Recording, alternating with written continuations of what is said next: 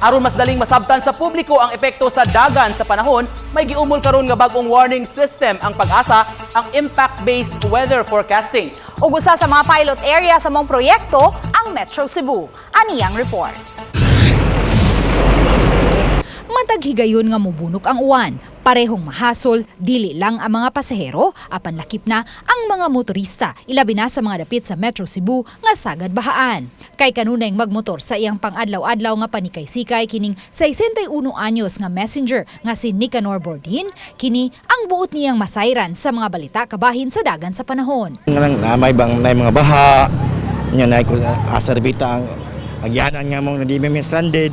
Apan unsaon na lang kung adunay bagyo o baka habagat. Busa, may giumol na nga proyekto ang Pag-asa aron mas daling masabtan sa publiko ang dagan sa panahon. Kini ang gitawag nga impact-based forecasting. I-translate nato na sa what the weather will do, how much population will be affected, asang mga eryahas, and how many roads nga dili maagian or asang mga lugara nga masuspensyo ato ang klase.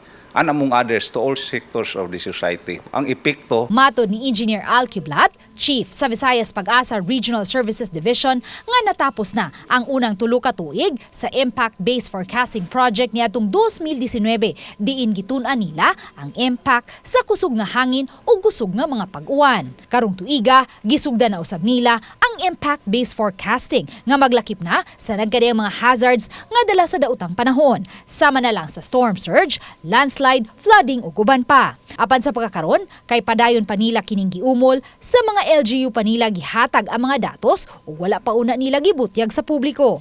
anytime within the 5 year, posible nga ato ni siyang implement. But it will take time because it's a collaboration with the LGU.